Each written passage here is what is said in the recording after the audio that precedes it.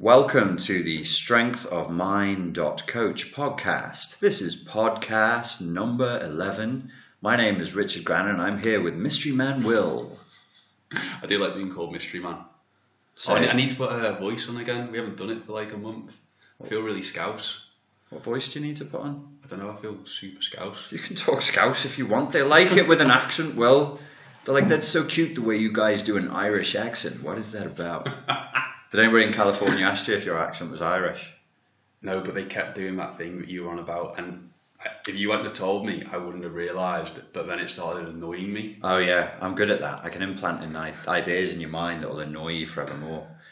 They don't listen, do they? Well, like you said, we didn't listen for the first 10 seconds. Yeah. So they'll look at you and you go, hello, can I have 2 cups of coffee and a cup of tea? And the first thing they're doing is they're just blinking and looking at you and going, this guy's got an accent. I wonder what he's saying. And you're like, if you fucking tuned in and listened to me, you'd know. I actually heard a guy in Subway today. He sounded like he was from Texas and he was trying to get his order right. And the girl was like, do you want that as a melt? Do you want crisps with that? And he was like, pardon, what are you saying to me? I was like, I wanted to jump in, but I thought that's a bit patronising. You both speak English, I'm sure you can muddle through. But people do say that's a problem with, racist people maybe say that's a problem with London, don't they? You've got like a Nigerian speaking to a Bosnian. Yeah. And there's an Englishman stood behind, probably from Essex, going, fucking hell, isn't he sorry? What the fuck's going on? No, that was me when I was living in Bermondsey. And I lived around the corner from Curry's. used to live by Bermondsey Station. And apart from the fact that everybody is way too chatty when I just want to leave the fucking shop and be miserable, everybody's chatting away. They're chatting away in gibberish English. So confident. It's wonderful. I mean, English people speaking Spanish are like, oh, por favor, maybe, hello, maybe a little. But they're just super confidently going, yes, I speak the best English. And you're like, it's not the best, is it? I mean, and they just can't. Yeah, they would struggle to communicate. Still. Is a Bosnian accent like a Russian accent? Fucking hell, well, no. What are you doing? No, I don't know. That's just dreadful, isn't it? I genuinely don't know. No, what do you mean if a Bosnian is speaking English? Yeah. Not really. It's hard. Like, it's hard to define the Bosnian accent speaking English. It's really, really difficult.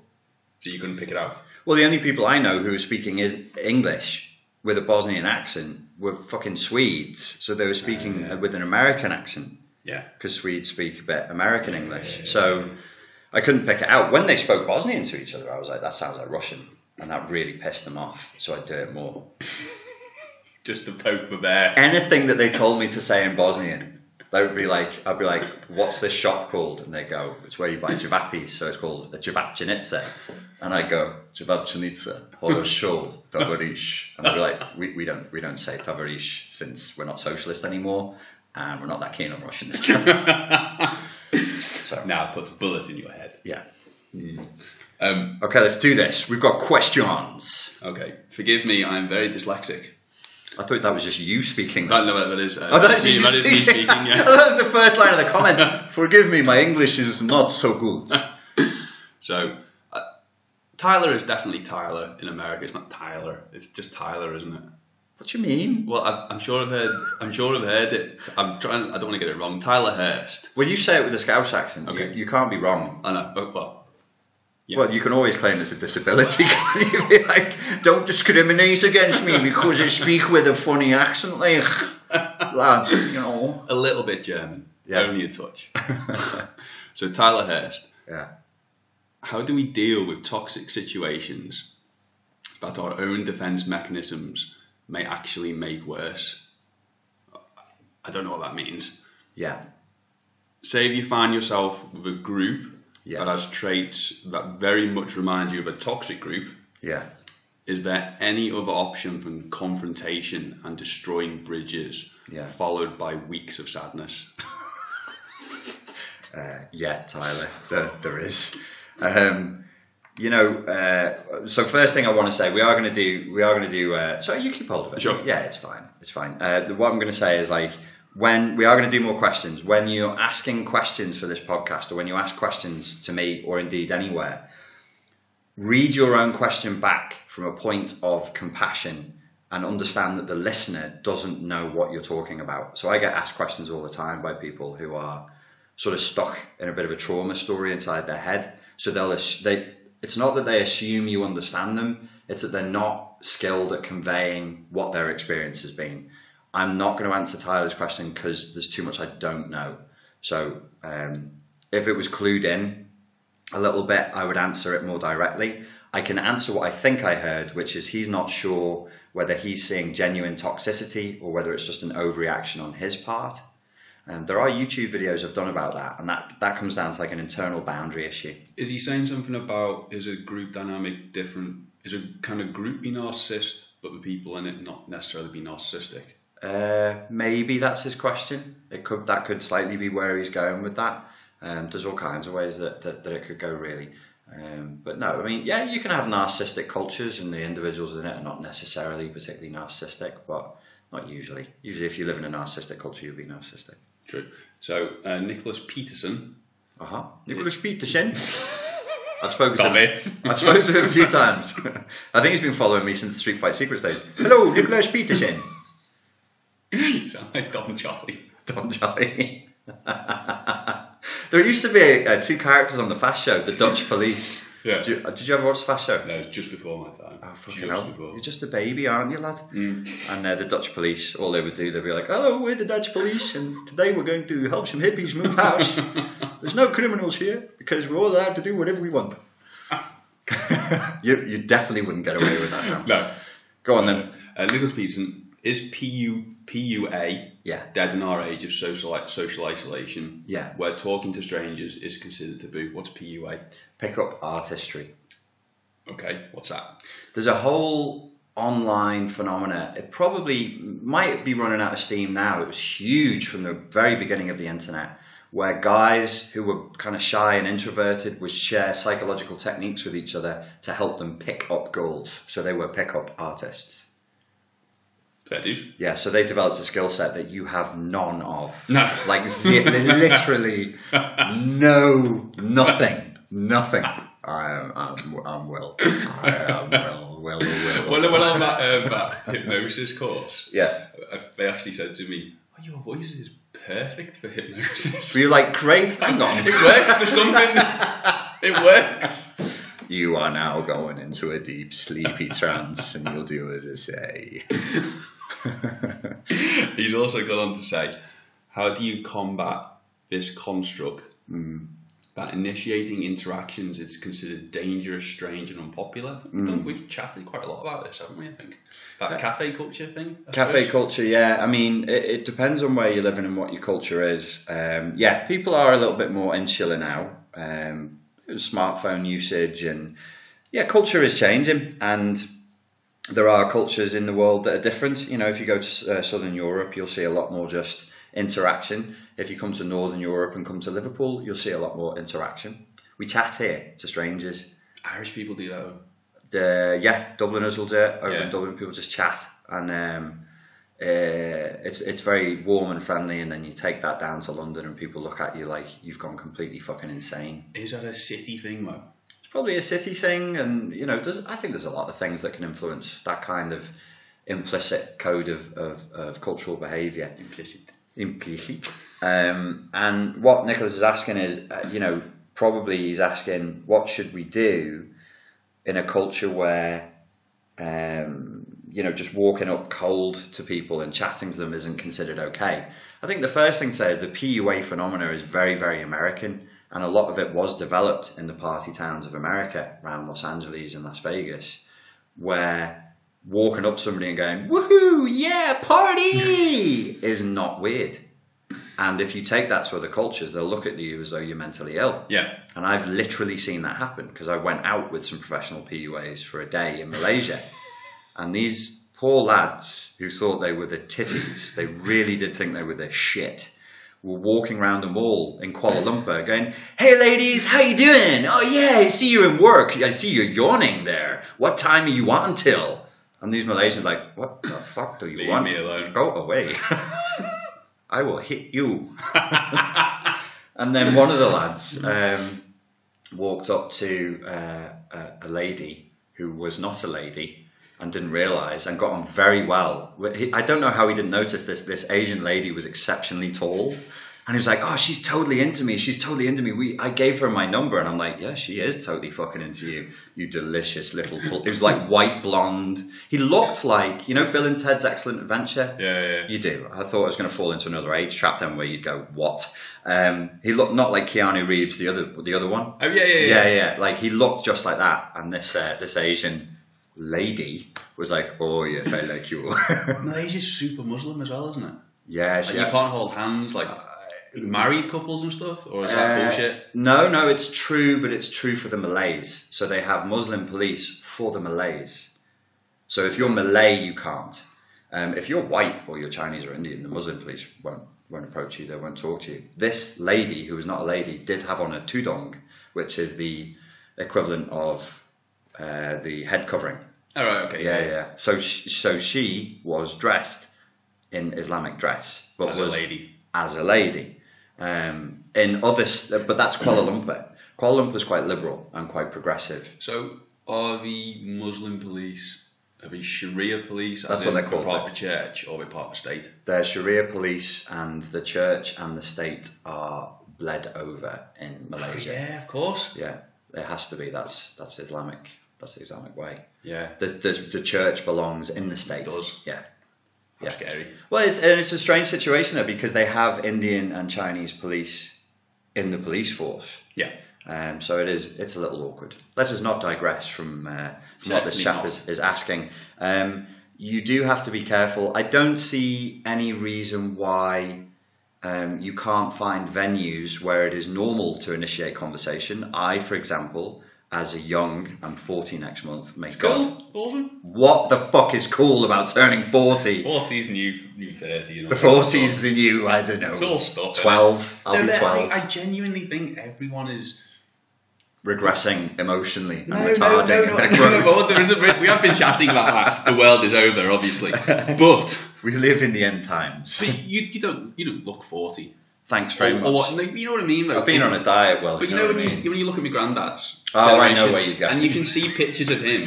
It was almost like there was a fashion change as well. I can see pictures of him now, and I'm pretty sure I could say 30, 40, 50, 70, 80, 90. You deliberately aged. They aged quite deliberately. Yeah. Whereas one of the good things about nowadays, even though it's rooted in neuroticism, everybody's obsessed with being young. So people are dieting and look after themselves. Which is a good thing. It's a good thing. It's a good thing. But one thing you could do, is go to environments where people are chatting and meeting each other, where it is a little bit more friendly. I'm not saying everybody should learn to dance bachata. I'm just saying it kind of expands your options a little bit. But in my experience, of my friends and getting married and all that sort of stuff, if he's just talking about he wants to pick women up, just find women that think you're funny. That's always good. It's always good, yeah. That's but I think I've learned, I think that's genuinely 90% of the only thing they're bothered about. Do you make them laugh? Are you basing that on the fact that I usually get birds who are significantly fitter than me? No, I'm not. But you didn't argue. No, that's right. I do. It works, and you do. But I mean, I'm not funny. I'm not quick. And one of our uncles is not funny. He is not quick. And we were having this conversation. Sean thinks, my wife thinks I'm hilarious. His wife thinks he's hilarious. Yeah. My friends who are hilariously funny. Yeah. The wives, whatever. You can see my friends that aren't funny. Their wives think we're hilarious. Yeah. No, it's very important. It's very, very important, and it can be an indicator, even in the early phases, for the girl. Like if she thinks you're funny and she's laughing at your jokes. I don't have much more info for you yet, Nicholas, on your particular predicament. You can still be making approaches in the classical PUA way. You do have to be careful where you're coming from when you're doing it and monitoring exactly what the context is. If you're saying this is a big thing in the States, and it was. I don't know about now. Scripts, oh God, yeah. They have created bodies of work. Books. I swear to you, there are books out there. One of them's been made into a film. There was a book called The Game, and it's been on the table in Hollywood for at least 8 years for being a film, and they will make it into a film, I think, unless PUA just drops off the map completely because of the political correctness. But if it's so big, surely women are going to know the scripts. So they do. Start coming up. They do. Right. They do. They learn. Yeah, don't do that. They learned them years ago. Yeah. It was. Who said her name? It was my ex-girlfriend from when I was 30 that actually introduced me to the pickup community, and she bought me the book, The Game, and she was like, and the book by then had been out for about 4 years, and she was like, yeah, I know the lines, and she learned them because she thought it was cool. That's just mad, isn't it? Yeah. They have openers, they have closing, they have there's this whole sales process by which you advertise yourself as a male. But there is, it sounds dreadful, and many elements of it are horrendous. And unfortunately, some of it got a bit nasty. Like some of the guys out there teaching it were just being really, really obnoxious. Were they being snake oil guys? Well, there's snake oil, absolutely, because you're selling to desperate customers, yeah. which is young men who want to have sex. I mean, I can't really think of a more desperate, like a target market, and they'd listen to anything if they thought it would help. But the misogyny got pretty rampant out. People got caught saying things in seminars that were not particularly nice. See, I understand for someone who's really introverted, it would work for them. But if it's some bloke who's actually, just a horrible dude that's actually quite good looking anyway, and just wants to use it to just trick women, that's pretty. It's a funny thing. Now the way I looked at it was similar to that, which is if you're very introverted and you don't have classic indicators of masculinity, this is useful.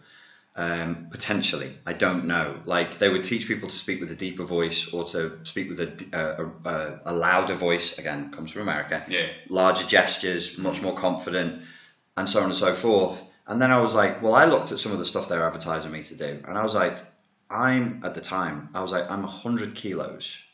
I have a skinhead, and I'm white in Asia. I don't need to up my masculinity. I need to bring that shit the fuck down, because they're looking at Asians are openly pretty racist. Yeah. They'll just tell you you're a disgusting white man and we think you're going to rape everybody. And I'd say it's okay. That doesn't hurt me. I'm very tough inside. Oh my god.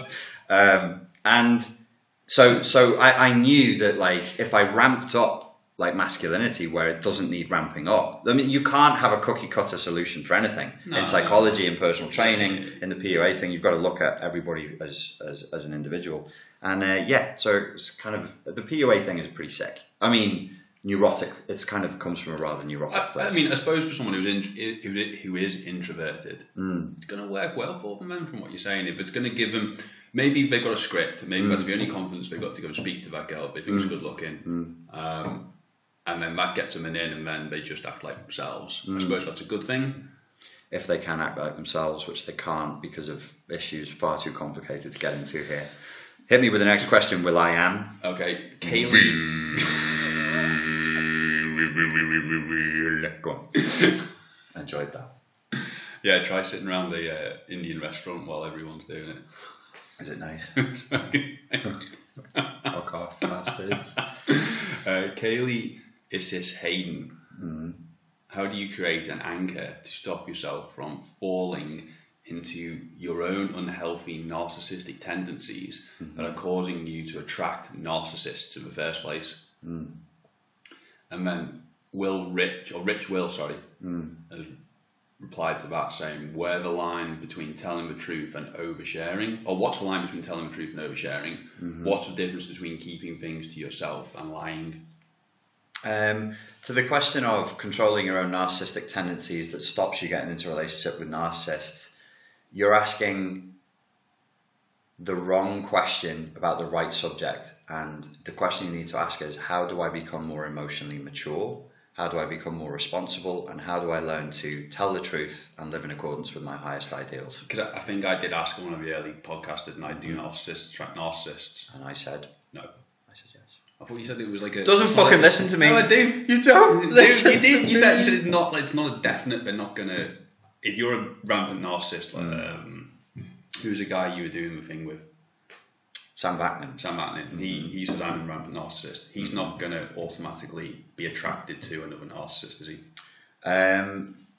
Not necessarily.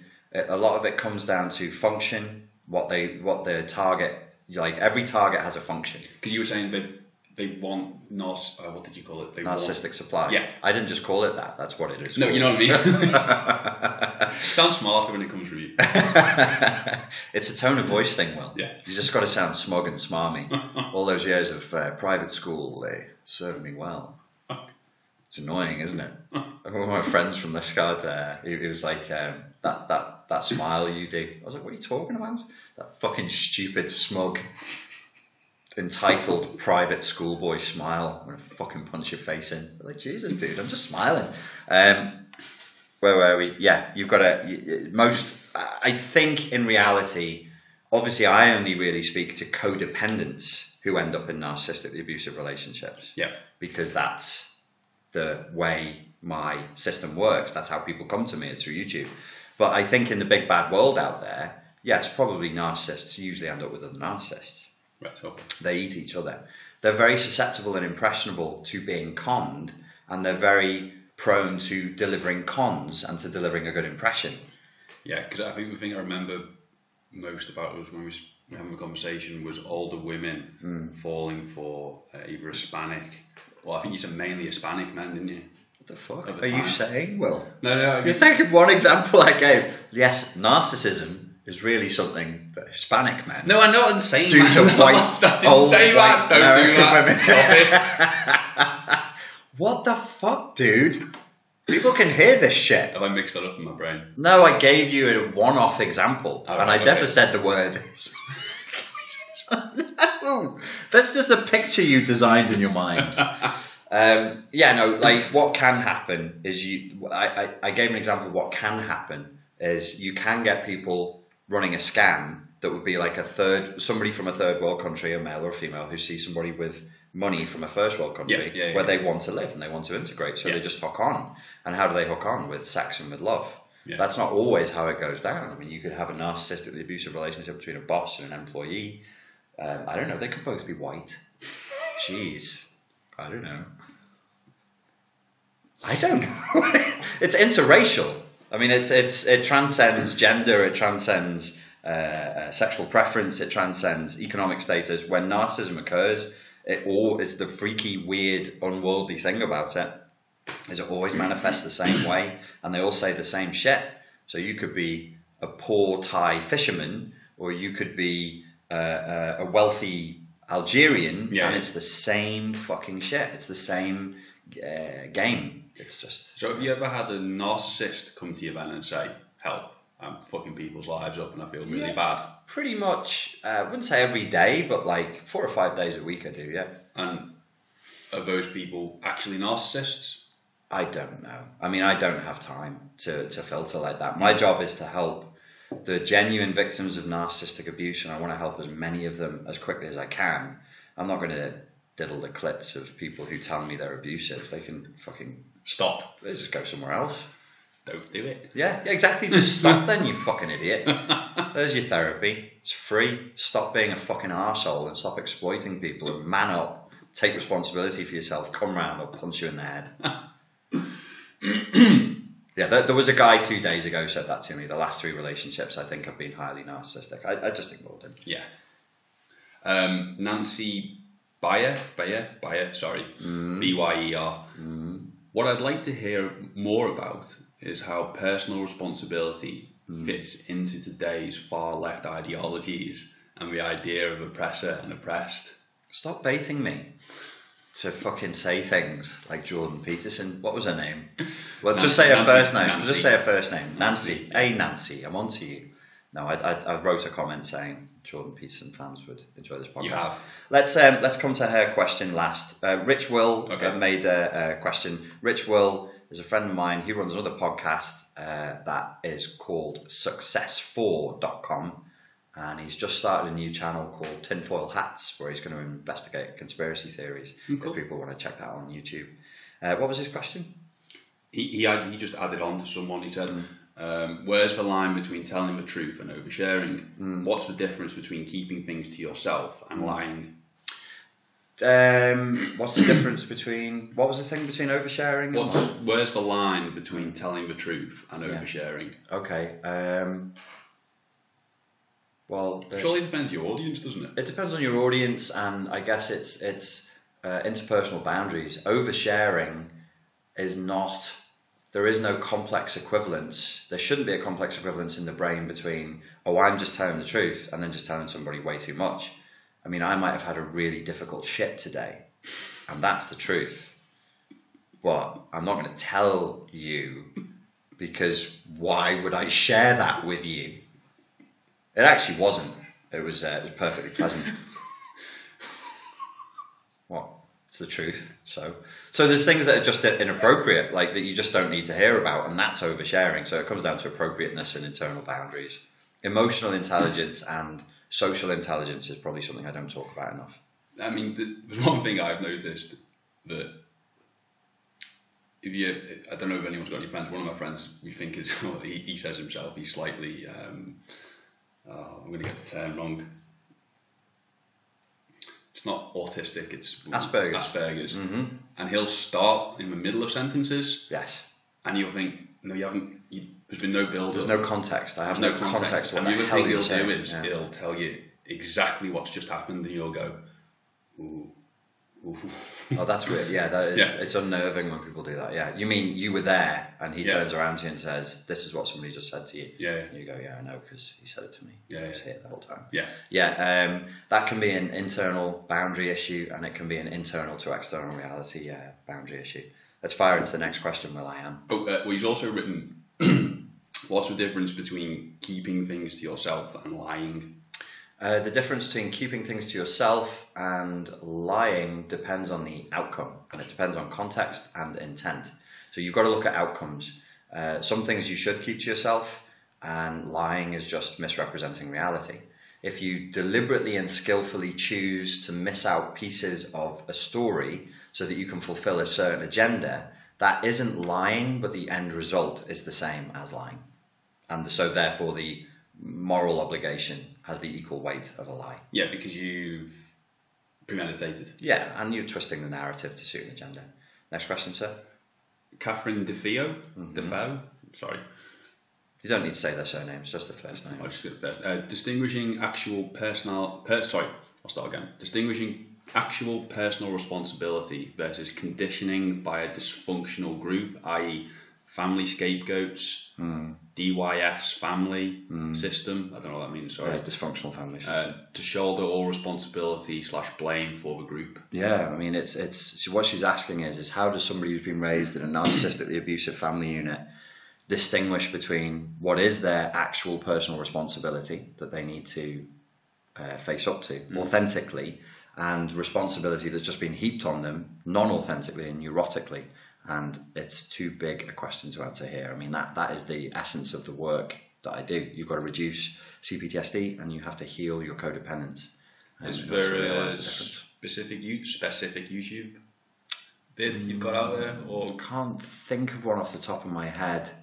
But I'll address personal responsibility. Well, for a start, personal responsibility is personal, and responsibility that is heaped on you by other people is external. So work on the boundary that allows you to perceive that which is yours and that which is not yours. Next, please. Okay. Elizabeth? You said that like it was a question, like Elizabeth? I presume her name is indeed Elizabeth. Tykesall. You don't need to say their surnames. No, I haven't said my surnames. That's what she's written. I thought that was a really posh name. No, Tykesall. I was going to... I think she's meant to put thanks, hasn't she? I've just read that. I thought her name was Elizabeth Tykesall. Elizabeth Tykesall has written to say... she's actually put thanks all. Right. But it's... Yeah. Go on. Thanks all. I was going to ask... What was... Oh, this is... It's been written in text form almost. No, go past. Guys, you've really got to have empathy for the people reading these questions, and if they're not structurally well formed, we're not going to bother with them. Telling the truth or honesty could explore the difference. Can you explore the difference? Yeah. The difference, telling the truth versus honesty. So the truth is the truth, and that has an external reality. Honesty has an internal reality. So the truth is the truth no matter what, whether we tell it or not. You being honest is something that you do. The truth is something that is in a state of being. One's in a state of action, the other's in a state of beingness. Cool. Jackie has written a very long question. Oh, for fuck's sake, and Jackie. I think it's got something to do Jackie? with Rust. I think it's got something to do with Rust Belt. Hang on, let's try have a to look. read a little bit of it. Let me thin slice it with my eyes. There's a huge opioid epidemic, okay? Am I causing my own suffering because I try to help when they don't want it? Da-da-da-da-da. I'd actually love to, okay. Am I causing my own suffering because I try to help? Yes, sometimes when we are codependent and we try and help people who don't want our help, then yeah, you're going to make them frustrated and annoyed, and you're going to suffer yourself, yes. So you've got to bring your boundaries back to you, your own personal responsibility. And your personal responsibilities, when you actually whittle them down and you study this and you meditate on this question, you actually have quite few, but the few that you do have are rather taxing, and it's lightening. It lightens your load when you come back to your personal responsibility, and it also allows you to be a lot more focused. Next question, please, William. Melissa, who wants to unplug from giving valuable energy to unhealthy relationship dynamics, and focus on being and really just come face to face with holding your own space? That.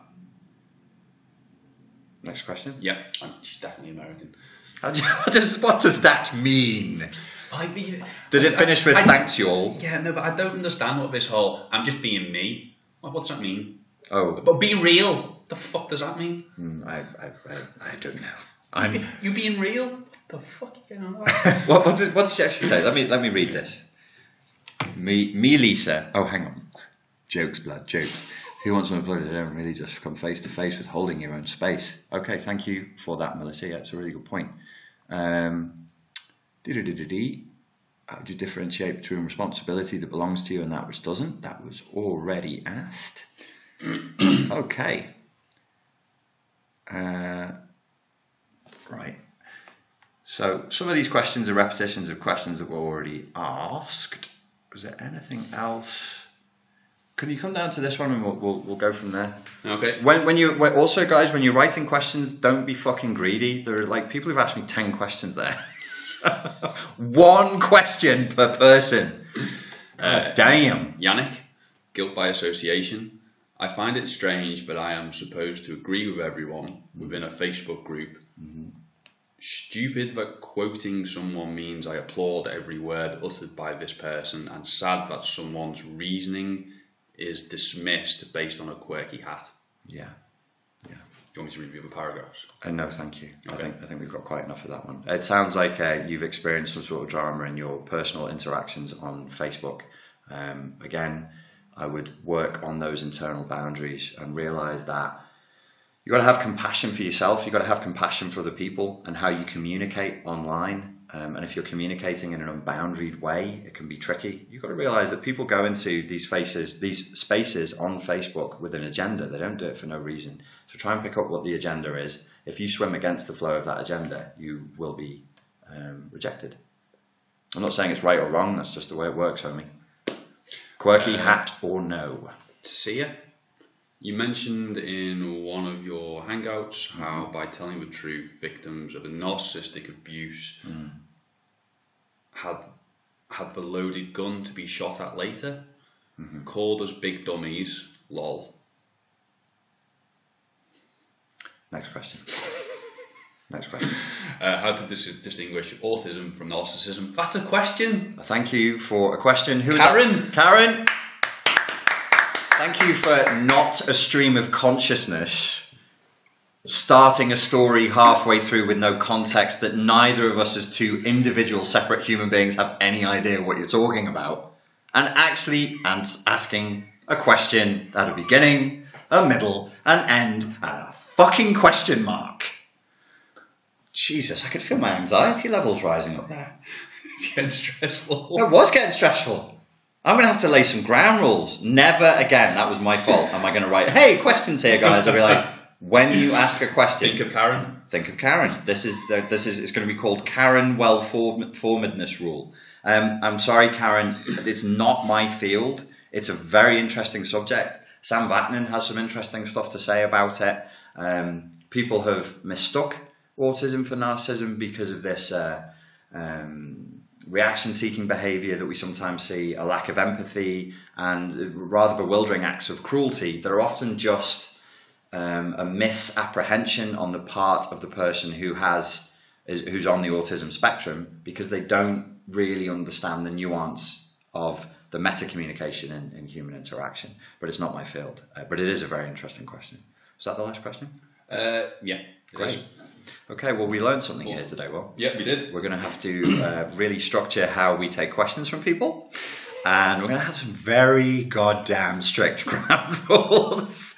Let me just give everybody some help. I'm a psychologist and a neurolinguistic programmer, and I fancy myself quite good at communication. And the way that I do communication is I start with the objective in mind. What is it I'm trying to convey? What information am I trying to get from the recipient? And then I think about my question inside my head first, and I sort of whittle away at it like a carpenter whittling away at wood, knocking off all the unnecessary pieces and just smoothing it down until it slips gently into the consciousness of the person who I am invading with my question. That's what I like to do. I'm not telling you how to live. I'm just throwing some advice out there. So, William, the other day I was flying back from Portugal. With a tear in your eye. With a tear in my eye and a song in my heart. Many a tear in the eyes.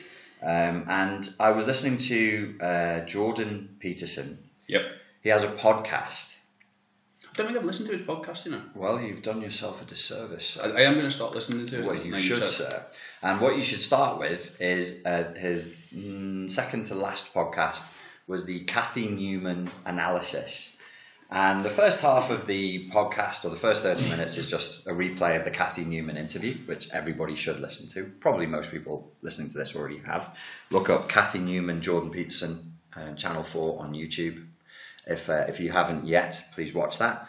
And then he goes into answering questions about his book, The 12 Rules for Life, and the interviewer talks about some of the key principles that he got from it. And there's two key principles that stuck out to me. One was holding on to or aspiring to get a grasp of our personal responsibility and acting with more personal responsibility. The other one was telling the truth. Now, this is a tricky one for people with bad boundaries. And when I say bad boundaries, I mean people who've had their boundaries smashed up through trauma over time. They have CPTSD, they're codependent. They don't know what to share and what not to share. Telling the truth does not always mean blurting out that which is factually true to anybody and everybody. The person you should be telling the truth to first and foremost, and this is one of your few but very important personal responsibilities, is yourself. You have to rigorously tell the truth, at least to yourself. So we're constantly telling ourselves stories about what reality means and what interactions mean to us. We have to be very rigorous, very objective in our thinking, and keep asking the question, but is that true? But is that true? And whittling down to the truth. The other thing that he said is we should try and live in accordance with our highest ideals, meaning once you've taken responsibility and started telling yourself the truth, you should actually try and make an effort to be a good person. You should actually try and make an effort to sort of think about, well, what are my ideals? What are my values? What do I believe in? Do I believe in discipline? Do I believe in hard work? Do I believe in trying to be righteous and trying to be fair and trying to be kind? Now I must make sure that my thoughts, words and deeds are in alignment with that. And I followed that through with discipline. So I wanted to advise everybody to get a hold of that. And you can be, it's a thing I've been thinking about, you can be central politically, but that doesn't mean you're undisciplined, is the thing that I've really got from listening to his, not his podcast, but a podcast he was on, right? Is that the left seems to say he's a Nazi, the right says he's a communist, but you know, and the middle's fallen out of fashion, hasn't it? I mean, Tony Blair, middle, Clinton, middle, massive majority wins elections. I know it's out of fashion, but it doesn't necessarily. No, not necessarily. It's not equal. Right. Being in the middle isn't equal to being lazy, not being driven, not being. I think that's getting conflated. I looked up because I don't really understand politics. Anybody who's listened to any of these podcasts will realise that neither of us really understand politics. Try and talk about it. Yeah, it's fun. And try and be as truthful as possible, but no real depth of understanding. So I looked up. I was reading something, and it was a Facebook thread, and it had comments on it. And I was reading comments that were from Republicans who were quite far right and quite vocal. And I noticed there was a pattern of thinking that seemed to be very, very concerned with safety, very, very frightened, very, very afraid of external forces coming in, and didn't seem to be capable of thinking laterally. And I was like, this actually looks like dumb people. So I went and looked up have people ever checked to see what the IQ scores are correlated as far as political leanings? And the studies that go either way. There are studies, the first round of studies that I looked at said, no, if you're left-leaning, generally speaking, you're higher IQ than right-leaning people. And that was fitting my prejudice at the time, because I was like, well, this right-leaning stuff is all, preserve what is mine, protect what is here, keep the foreigners or foreign influences out and away, and it's like, well, maybe if you're a bit thick and a bit frightened, you would think, oh, that's a really good way of looking at the world. Yeah. And if you're capable of a more nuanced view, then you'll go wishy-washy, lefty-lefty. Yeah. And then I looked at other studies, and they were a little bit more convincing, that said, when it comes to high IQ, usually high IQ people are centrist. All right, okay. Yeah, there's nothing conclusive. It's only psychology. Yeah. Just because a piece of research is published doesn't mean that it's true. But it was interesting to look at. And it made me think, about centrism. And I was thinking, well, if you don't believe in the left and you don't believe in the right, doesn't that mean you believe in nothing? And the simple fact is that when you're trying to break this stuff down and you think it through, there are things that you need, that it seems to be the case that it's probably wise to be on the right on, and things that look like they should be on the left on. If you have policies from top to bottom on every issue that is all the way right and all the way left, things seem to go pretty horribly wrong. Yeah. Maybe then what we're saying is extremism is bad. People should just learn to love one another, respect each other's views, touch in the night with no pants on. And greased up. Oh, they're greasy now. They'll slip away from each other. Grab somebody in the night and they're all greased up. Where did you go? I was going to get me some, but you all just slipped away. I can smell you though. What? I see you have notes. Oh, I'd written a big thing. Yeah. Not a big thing, sorry. It's not a big thing at all. Well, I was a big when I did my dissertation in university, it was really interested in how they sort of conflated violence and gender. Oh. So that was my whole... What was the conflation between violence and gender? That men are violent and women aren't. Oh, right, okay. Well, a lot of the older texts They should try doing door security in Liverpool. Yeah. So I did want to have a bit, because I've been listening to a lot of Jordan Peterson since you told me to about 4 or 5 months ago, and his stuff's quite interesting, but I mean, you definitely don't have time to sit here and speak for an hour about gender. Well, I can be a little bit late for the old bachata class. There's usually a bit of chatting and nonsense at the beginning of it anyway. Well, I mean, I won't get into the gender stuff, man, but just one thing about Jordan Peterson that keeps creeping into my mind is he a little bit essentialist? Is it a little bit? And it's about something to do with psychology and not being a sociologist, in the fact that he believes in genetic. Well, so you're born and you will have these traits as a man or as a female, and he backs up that stance with research from Scandinavia. So I think he talks a lot about Scandinavia when he says they're the most equal society in the world. He says that there's free childcare, so anyone can go to work and do what they want to do. There's no bias. It's illegal to pay someone a different wage. It's as gender neutral as it can be. Or no, that's not right. Is it? It's as equal. It's as equal as can be. Yeah, the genders have split, and quite distinctively. You'll have to explain that. I know what you're talking about, but you've got to explain it. Okay, so I think respect the audience, William. Yeah, sorry. Whittle away the staff until it is smooth. So one of his points to illustrate what he's saying, that there is something to being male or female, and it's like there is something to do with your sex in the way you'll act in the world and act in culture. One of the pieces of research he backs it up with is Scandinavia. So they've made the most, in his opinion, the most equal society existing. I probably agree with him. And what he said is the overwhelming majority of women are in care-related fields. That's what he said, isn't it? That's literally what he said. No, it's not what he said. It's what the research said. What the research said, sorry. You're just saying it very, very slowly. Yeah, no, sorry. I'm trying to get it right. The overwhelming majority of men are in, I can't remember the acronym, math, science, engineering fields. So you've actually correctly referenced a piece of research that you incorrectly referenced several podcasts ago, through Zizek. Okay. You remember we were talking about something that Zizek had said? Yeah. So it's the same piece of research. Okay. And they're both, Zizek's a communist. Jordan Peterson is right-leaning. Yeah. So he would be, in psychological terms, more of a biological determinist than I am. He is also he's also a hater of postmodernism, and he simply doesn't understand postmodernism. Right. He is verifiably wrong in what he said about postmodernism, and I noticed he stopped saying postmodernist and started saying radical left. So I picked up on that. I'll listen back. Yeah, it's recent. So I think Jordan Peterson, the psychologist, had moved into politics. Yeah. Not really fully understood, which, he's fallible. We all are. We've tried to do that. And I think he admits that as well. He admits that he's fallible. Yeah. But a sociologist has clearly got hold of him and said, listen, Jordan, you keep saying postmodernist.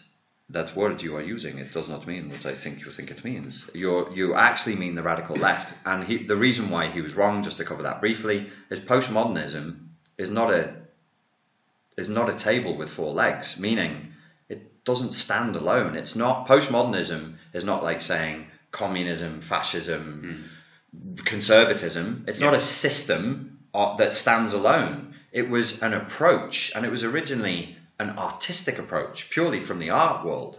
And so postmodernism is kind of lashed around a little bit loosely to apply to one way of looking at the world, which usually is a social constructionist or social deconstructionist way of looking at the world, which can be useful. In fact, it's an incredibly useful perspective, and is true. It has truth in it. When it is misapplied with an agenda and taken to ludicrous extremes, then it becomes gibberish. So you do think what I picked on, there is a little bit of essentialism in what he's saying. Please explain essentialism for your good listeners. So essentialism is basically nature nurture, and he believes in nature as I understand it. In the fact that you are this and you will do this. Okay, so you're born a man, and you were raised in Scandinavia, which is apparently, according to this research, as equal and ungendered a country as you can live in. Sorry, it's not a country, an area of Northern Europe. I mean, I disagree with it. The last time you brought it up, I've lived in Sweden. It's a very gendered culture.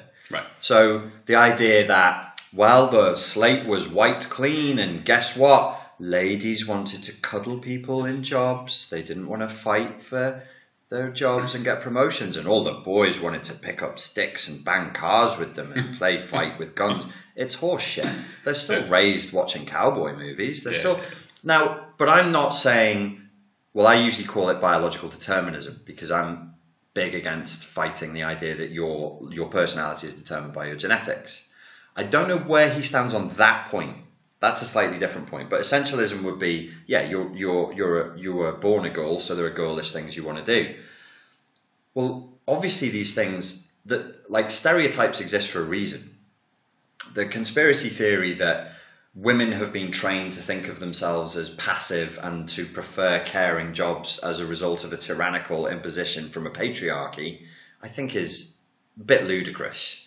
Obviously, we're going to have biological predispositions to do certain things, but I would also say that citing Scandinavia as proof of anything is fucking meaningless. And I really respect Zizek, I really respect Peterson, but I think they're both fucking wrong for doing it, because they're ignoring the power of cultural conditioning. They're ignoring the power of brainwashing and hypnosis. Do I think if we had a genuinely neutral terrain that it would be much different? I don't know. I don't know if you raise children to do whatever they want. I don't know what was like. Nobody knows, because we've never done it. But the fact is, men have biologically, we produce more testosterone. Yeah. And testosterone affects our bodies and our brains differently than women. Yeah, women produce more estrogen, and it affects their bodies and their brains differently. Too much testosterone in women can lead to crankiness. Too little testosterone in men leads to crankiness and depression. Does it? Yes, it does. So, that's strange. Yeah, well, that's interesting. Well, that's because our bodies are predefined to need that testosterone. Well, we all need testosterone, and we all need it in different levels. But testosterone doesn't do the same things in the same levels in a woman's body, and doesn't have the same effect on her personality as it does on a man. I'd always thought more testosterone, because you can think, you just think testosterone, you think athletes injecting themselves to get bigger, stronger, but also getting really angry and fighty. I never thought about it in the opposite way. Yeah, we have these layman's sort of understanding of hormones. I'm not an endocrinologist, but hormones is an incredibly complicated subject. And we still don't know. But yeah, no, if a woman has a good high level of estrogen that makes her feel good and causes her to glow as during pregnancy, there's a lot more estrogen and progesterone flowing through the body, and she looks and feels great. If I put that into you, bad things can happen. Right. They're exactly the same. So yes, we're clearly different. Yeah. And also I think a lot of our cultural concepts about what men and women like to do, well, we're kind of taught what to like. As Zizek says, culture doesn't just teach you what to like, it doesn't just teach you what to desire, it teaches you how to desire. We are bigger physically than women. So in a neutral environment, when a predator comes to attack the family, it makes more sense for the heavier, with more upper body strength human to do most of the fighting than the woman. Yeah.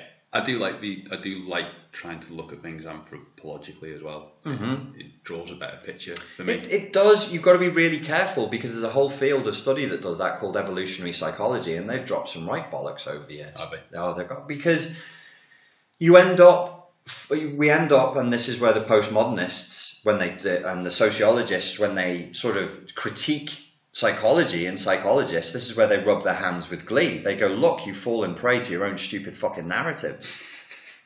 Women's hands are smaller, and they prefer the colour pink because throughout history, human history, they always plucked berries from trees. I didn't know that. That was something. There's a whole website, well, there used to be, I don't know if it's still out there, that was just dedicated to the pure bollocks that evolutionary psychologists spoke about everything, but particularly about gender. Certainly, I think if we had a more neutral environment, you would have way more.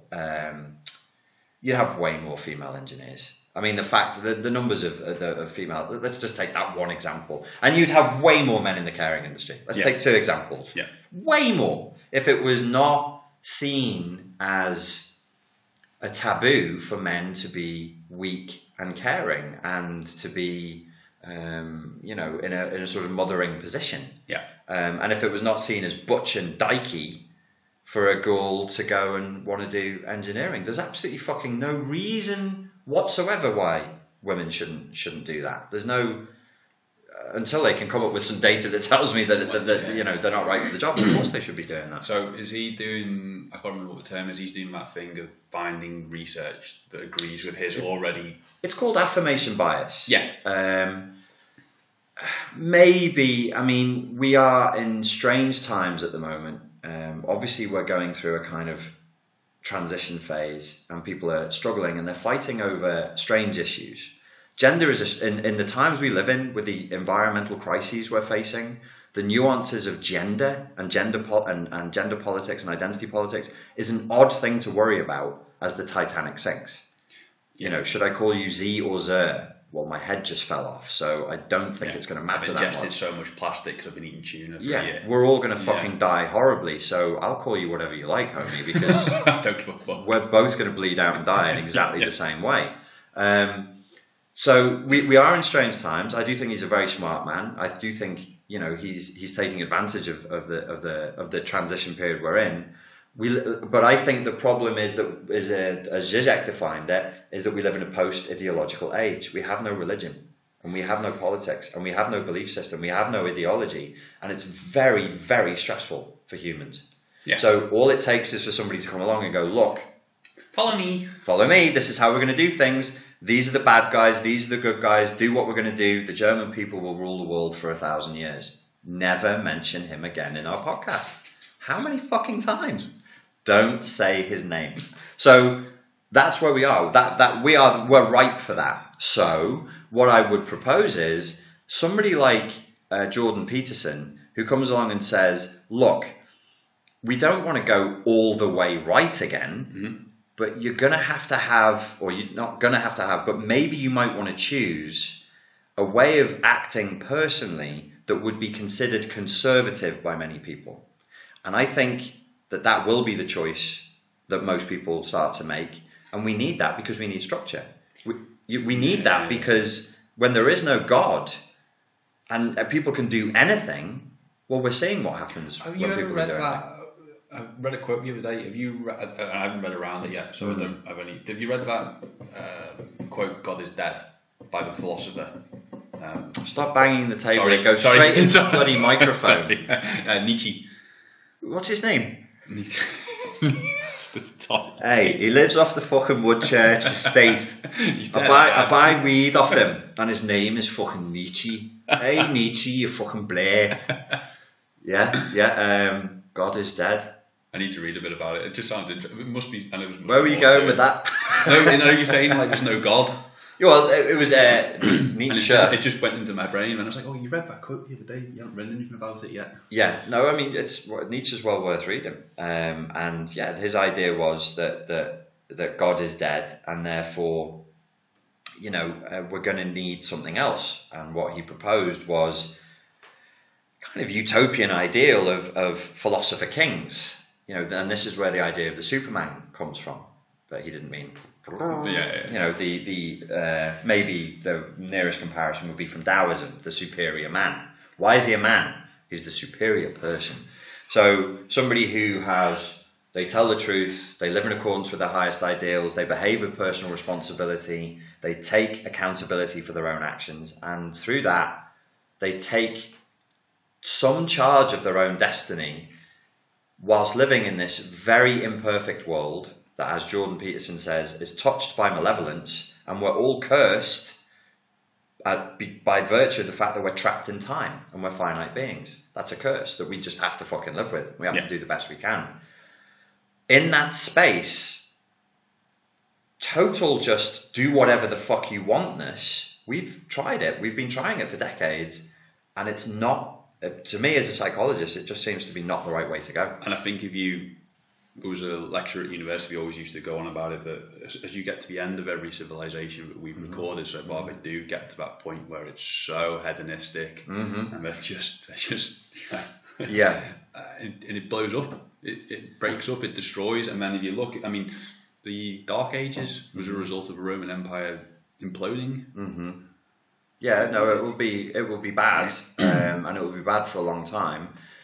We're already in crisis. I'm maybe a little bit more hopeful in 2018 than I was last year. I do think that one thing that could happen is you could have a mass awakening, and people could say, hey, you know what, this just isn't fucking working, and we don't have to live like this. We're currently living because we're trapped in history, and we're trapped in the inertia of history, and the things that we do today and the way we live today was designed by people who have been dead 70, 80 years. We're living in some respects, and we've said this before in the podcast, we're living in the 1920s. We're living with ideas that were created in the 1940s. We live with technology that has not progressed one iota since the 1950s. And maybe we've narcissistically fallen in love with our own self-concept that we're all powerful, our technology is going to take us to the stars and beyond. And maybe that's just fucking not true. Our technology might have hit a cutoff point. And I don't know if I've used this example before. Tell me if I have. Airplanes and machine guns, they're from the 1940s. The airplane that you ride in now, the experience of getting a flight from here to America is not intrinsically different. It's not pleasant either. Well, it wasn't pleasant then, it's not particularly pleasant now. And the technology that identifies where you are is the same. That's what we learned from Flight 370 crashing. It's not super spunky Wi-Fi enabled tracking devices. It's a fucking radio. Well, that technology we've had since, I don't know, the 1920 at least. It's got to be before. It's got to be before. It's got to be earlier. When did radio start? I don't know. Probably the late 1800s, radio. I think we were transmitting television signals via radio in the 1920s. So when radio must have been 30 years before. My point is, we fall in love with ourselves, and in the 1940s, people were reading books that said in the year 2000, we'll be firing laser guns at each other. Where are our fucking laser guns? Where are our magic spacecraft that take me to New York inside of 15 minutes? They don't exist. Well, you probably won't remember because this is before your time. There's a TV show called Tomorrow's World. Yeah, I never saw it, but I've seen clips of it. And have you seen the piss take that was done of it? No. Right, there's a good comedy show, British comedy show called something like Happening Now, and it was just taking the piss out of the preposterous claim of Tomorrow's World. For people who don't know Tomorrow's World, it was a 1980s show, and it was like, this is what will be our reality in Tomorrow's World. In the year 2000, we'll all fly on fucking hoverboards. It might just be horse shit. Yeah. You know, what we've got now, laptops and smartphones, well, we've been on Facebook for 10 years. Yeah, we discussed this the other day. Facebook hasn't changed. Smartphones, maybe everybody's had a smartphone now. Probably 10 years, probably about the same time. Those smartphones, 2010?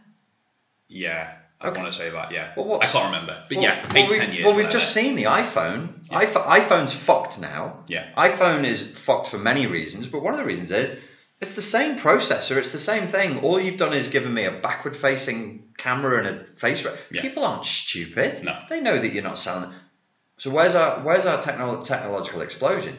I don't really know. Like, we've built this narrative about how smart we are, and we might not actually be that fucking smart, and it might not be flying off the cliff, and it might not be particularly different. There's a lot of TV shows on at the moment, dystopian future realities like Philip K. Dick's Electric Dreams, which I'm sure Americans will have seen, even though it's a British production. I'm sure it's available.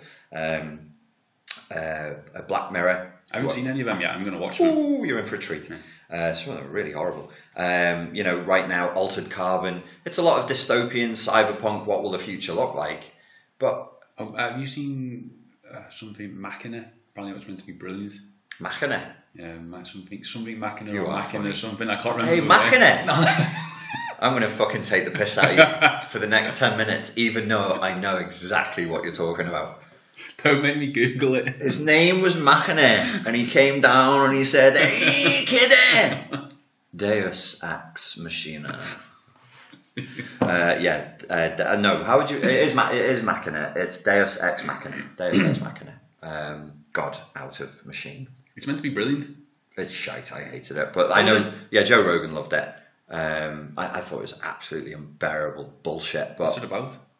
It's about like... I remember it was machines taking over, but... It's not really. Just watch it. It's on Netflix. What was you had a question about gender that you didn't want to go into, and then we did go into a bit of gender. Did we cover the answer to your question? No. I mean, I think we said it before. Gender deserves a whole new. Gender deserves a whole. Nuanced you are podcast. A misogynist. How dare you say the word "whole" to me? I am in my safe space, and you are oppressing me right now. It's offensive for you to speak to me that way. I do like that you validated my idea over these slight, but I wasn't completely wrong about Peterson. No, I mean he's of the right. I mean, and my only problem. I mean, I think that these guys are talking a lot of sense, and I think they're talking a lot of timely sense. But I wish that they would unveil the full agenda. Oh, sorry, that's the other thing I don't suppose we really got to. The sort of the question I asked as well, is the essentialism thing part of... Is it because you're a psychologist and not a sociologist and not a political... I think that's just... or is that nonsense? We have a choice in psychology, or at least you did when I was at university, Okay. and it was like, well, nobody really knows. Look at the evidence and make your own mind up. And I looked at the evidence and I made a political choice to lean left and say no to biological determinism as it applies to personality. Okay. But it's not, well, it is a slightly research-based choice because there's no research out there whatsoever that indicates that your genetics have any impact on personality. But everybody thinks there is. Even lecturers, textbooks, and psychologists think there is. Yeah. Why? Because it feels like there is. So why do we believe the fucking dumb things we believe? Yeah, because it feels like there is. You look different to me. So why would that affect bone structures? Why would that affect my personality? And it shouldn't, but it feels like it feels like it does. Should. So was I born more aggressive and more confident than you? Probably not. No. But what personality traits are likely to be influenced by my genetics?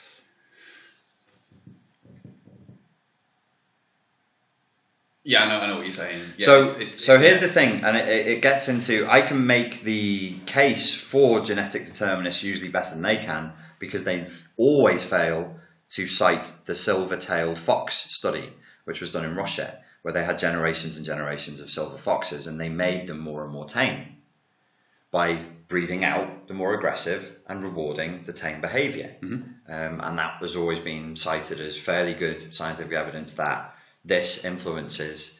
So they go, well, there it is. There's the conclusive statement. And what we can conclude from that conclusive statement is therefore genetics do impact personality. Yeah.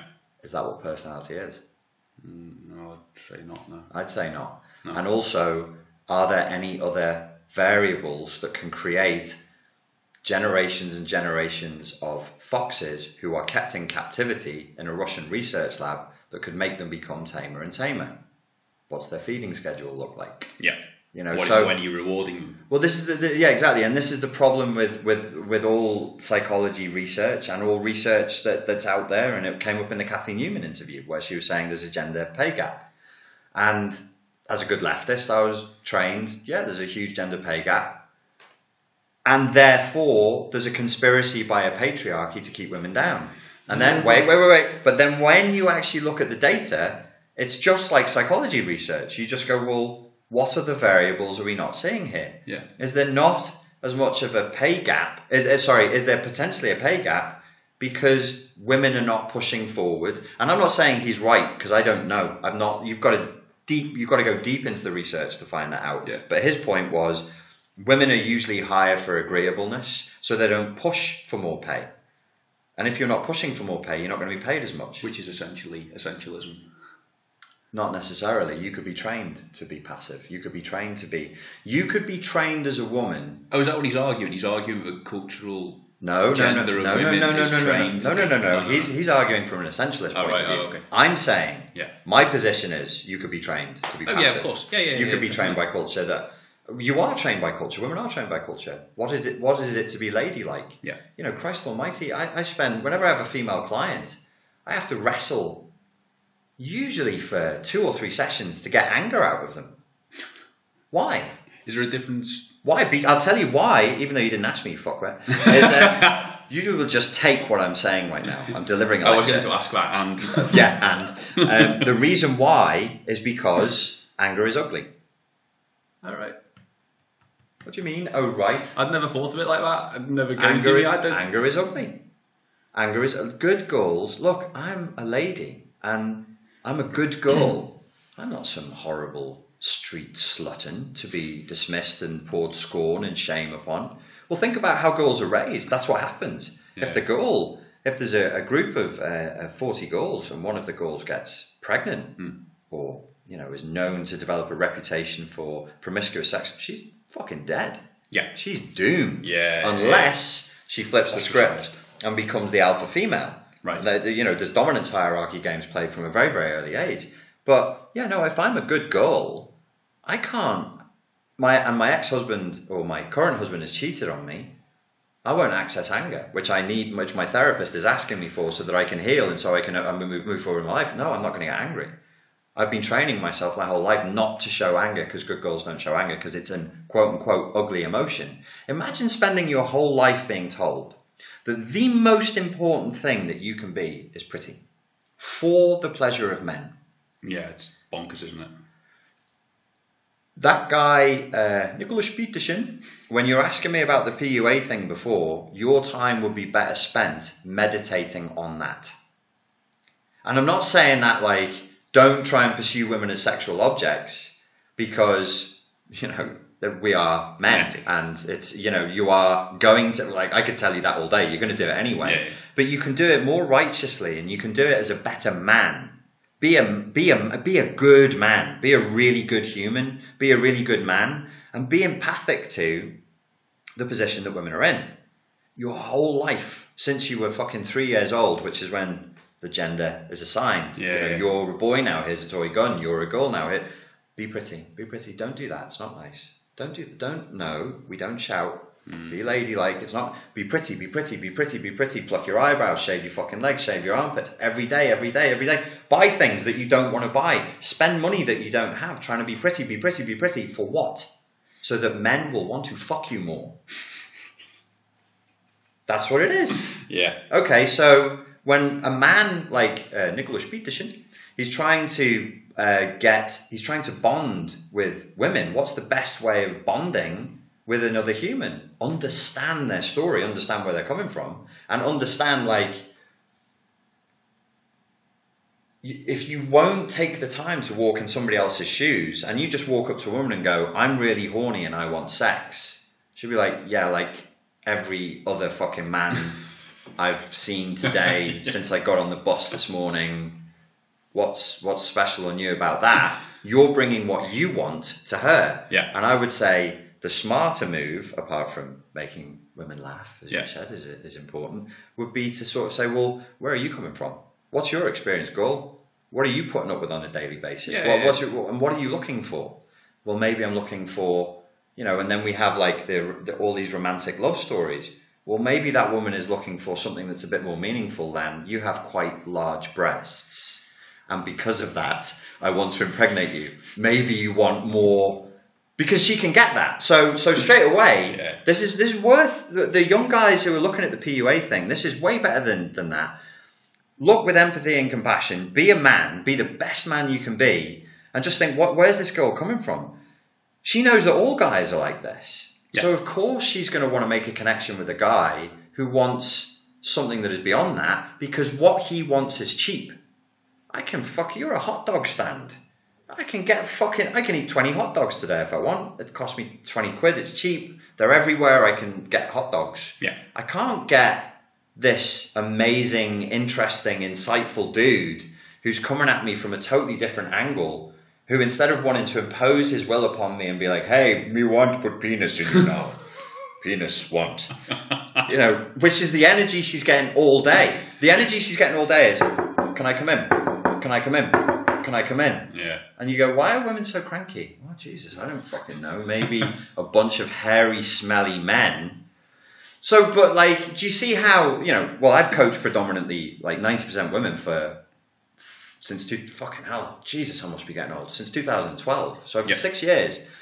And so over those 6 years as I'm coaching, I'm going, oh shit, yeah, okay. Shit. This is why, damn. Yeah, those high heels would piss me the fuck off too. And you couldn't eat the full dinner you wanted to eat because because your whole... But I'm not saying, it's not conscious. They're not consciously going, I need to look pretty so that men will want me. Yeah. They're just fucking de facto trained to do that. Shit, yeah. Yeah, because who taught you? Mummy taught me. My main, you know, and daddy rewarded me for being a good girl. Yeah. And mummy said, this is what we do. She's not consciously going, be more fuckable, but she's also going to be punished if she doesn't show up with the lipstick on. Girls talk like that to each other. Well, no, but do you think you've ever noticed if a woman's got high heels on or not in your whole life? Yes, William. Have you? You will please your wife greatly if you start tuning into these things, because the effort that is made is also it's not just symbolic, and it's not just for other women, and it's not just for status in the tribe. It is for you. Yeah. She's trained to think that you're going to find that pleasurable.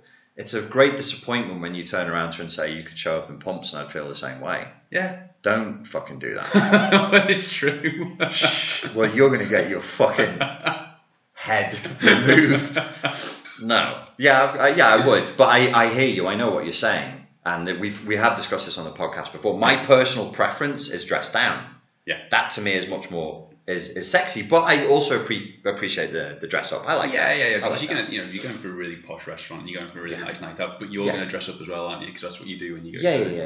Yeah. But I get that. Yeah.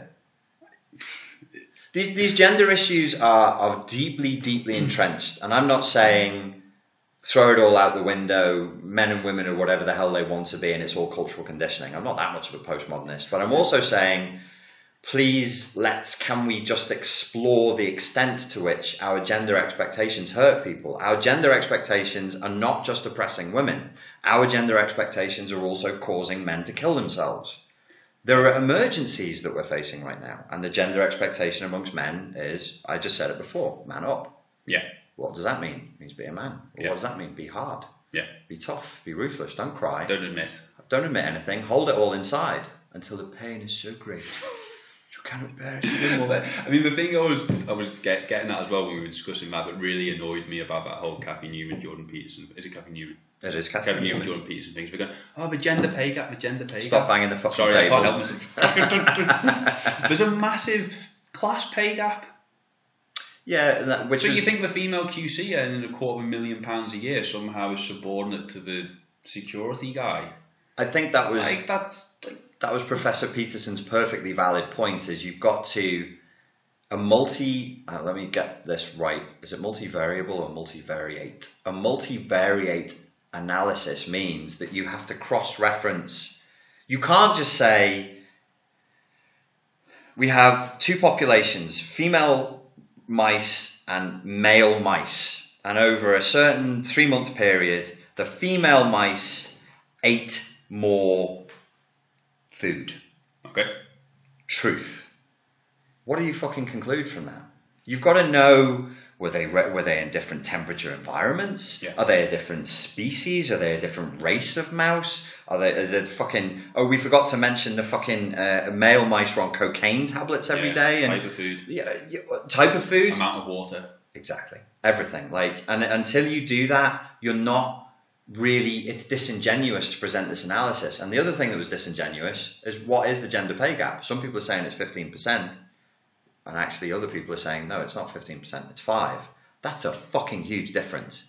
A 5% pay gap might be accounted for by all kinds of fucking things. But that's the thing that annoys me as well, is that I don't, and I've said this for years and everyone keeps telling me I'm wrong, but to me, you can talk about gender, class, race, religion, all of these things.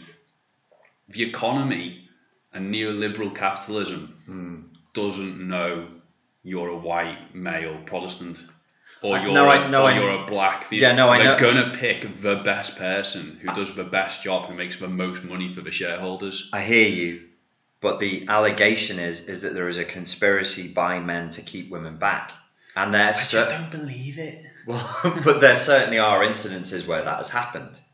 But in my personal experience, based on world-renowned medical professional, financial advisor at the highest levels in the corporate tax world in Canary Wharf, and others, when I've asked them, I've said it's been an advantage, if anything else. But that doesn't devalue the stories of people who've said, no, I've been... Yeah. Imagine, okay. The whole glass ceiling thing, yeah. There is a glass ceiling. And okay, let me play the role of the lefty liberal here. I'm going to send you to go and work on a building site as a secretary, and you work there for a year and you have a laugh with the lads and it's all good. Yeah. Now you're a 22-year-old female. What kind of subjective experience are you going to have? If it's you're looking at me blankly. No, I'm confused. I'm good to your point. Sorry, go on. Okay. So you're you. Yeah. You're 30? 30, yeah. You're very sexy. Thank you. And many men would desire you. Excellent. But I'm imagining on this Scouse building site that I've made up in my mind, most of them are going to assume not. Yeah. And you're going to be treated as a heterosexual male. Yeah. You're going to be unharassed. Nobody's ever going to ask you out. You're going to have no awkward conversations. There's going to be no jokes behind your back. Lads aren't going to walk away laughing and sniggering. You're not going to be subjected to... Like, if I put images up on the wall of naked women, you might find that distasteful, but it's not threatening. No. Okay? Now you're a 22-year-old girl. You're going to go through all that. It's going to be fucking... I see Her experience will be different,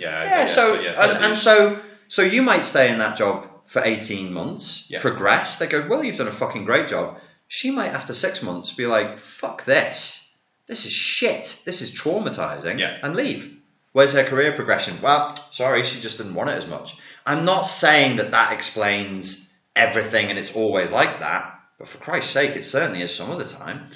You go to a local gym, and you'll see lads doing it. You'll see and it's like, if that girl sees you do that, hey, some girls, they're going to really like it. Some girls are going to fucking hate it.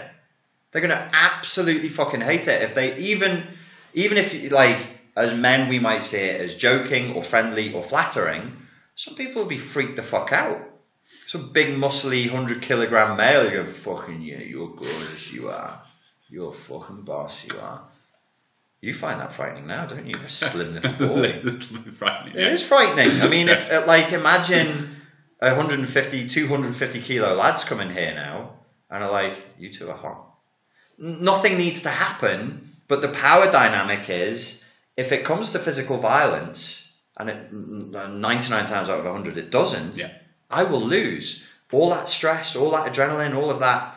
Hashtag, I'm just saying, there are two sides to the fucking story. Maybe the gender pay gap isn't as bad as they've said, and I'd need to look at the research, but the idea and the allegation that there's this broad conspiracy by men to hold women back seems flawed. Well, it seems flawed because we haven't got a club.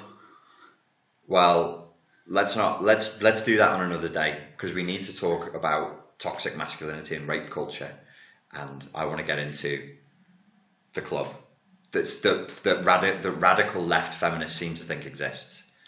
Yeah, well, let's leave that for another day.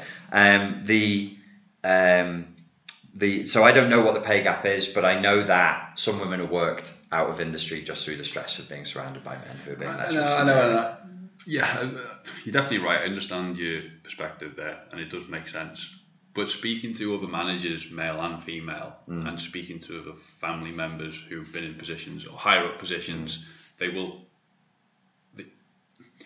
only pick the person that's 9 times out of 10 it's going to be the easiest person to manage. It's going to be their first option.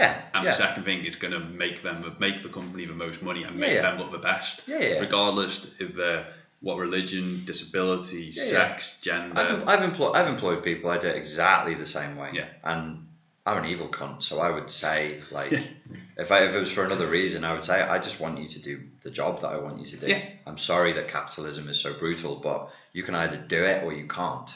And there are roles that I've deliberately selected men for because it's a role that a man would better represent my company for, and roles right now I'm deliberately trying to recruit women for a particular role that I have, and that just, I'm not doing it to be fucking PC. If you're going to make more money. Well, it's what the market has asked me for. You know, we also would like female coaches. Okay, well then, I need to go and, you know, am I sexist and am I a fucking white knight now because I'm recruiting women rather, you know, it's just, I'm just like, this capitalism. That's what, just do the job. And it's almost feels patronising. It's, oh, you're running around saving women, aren't you? It's like, fuck, what? Well, it's, you know, it's not telling the truth. It's just not telling the truth. The truth is, and probably you might well be right, that in the majority of cases, people think like you do, they think like I do.